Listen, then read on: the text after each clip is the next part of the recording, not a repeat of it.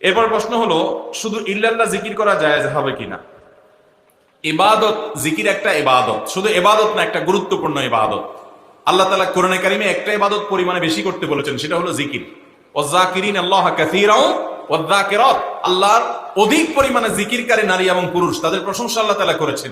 এবং আল্লাহ বলেছেন উযকুরুল্লাহ যিকরান কাসীরা, তোমরা আল্লাহর জিকির অনেক পরিমাণে করো। এটা এমন একটা ইবাদত, পরিমাণও বেশি করতে বলা হয়েছে।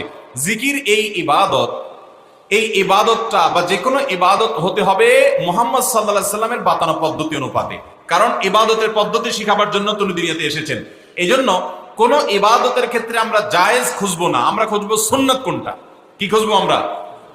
নবী করিম সাল্লাল্লাহু আলাইহি সাল্লামের সুন্নাত যদি আপনি তালাশ করেন, তো আমি বলবো নবী করিম সাল্লাল্লাহু আলাইহি সাল্লাম কখনো আমাদেরকে শিখান নাই যে নামাজের পরে এতবার ইল্লাল্লাহ বলবা, সকাল সন্ধ্যা এতবার ইল্লাল্লাহ বলবা, রাতে শোয়ার সময় ইল্লাল্লাহ বলবা, বা অমুক সময় এতবার ইল্লাল্লাহ বলবা। অথবা তিনি নিজে ইল্লাল্লাহ ইল্লাল্লাহ জিকির করেছেন কোন বিশেষ সংখ্যক বার, অথবা কখনো ইল্লাল্লাহ জিকির করেছেন তিনি, এরকম কোন হাদিস নবী সাল্লাল্লাহু আলাইহি সাল্লাম থেকে সহিহ তো দূরের কথা, কোন জয়ীফ কোন হাদিসও পাবেন না, জাল কোন হাদিসও পাবেন না। তো ইল্লাল্লাহর জিকির যদি নবী করিম সাল্লাল্লাহু আলাইহি সাল্লাম থেকে বর্ণিত না হয়, প্রমাণিত না হয়, তো আমি কেন করব? কথা বুঝেন নাই?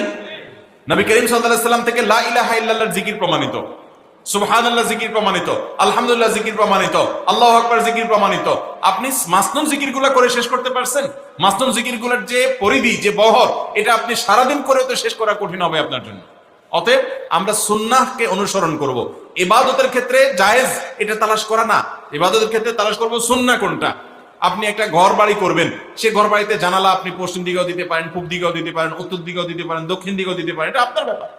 এখানে আপনি বলবেন যে এটা জায়েজ কিনা, দুনিয়াবি ব্যাপার, মুবাহ কোনটা। কিন্তু ইবাদতের ক্ষেত্রে আপনি জায়েজ খুঁজবেন না, খুঁজবেন হলো মুহাম্মদ সাল্লাল্লাহু আলাইহি সাল্লাম কোন পদ্ধতিতে করছেন। যদি সেটা বলেন, তো আমি বলবো মুহাম্মদ সাল্লাল্লাহু আলাইহি সাল্লাম লা ইলাহা ইল্লাল্লাহ জিকির করেছেন, ইল্লাল্লাহ শুধু এটা জিকির তিনি করেন।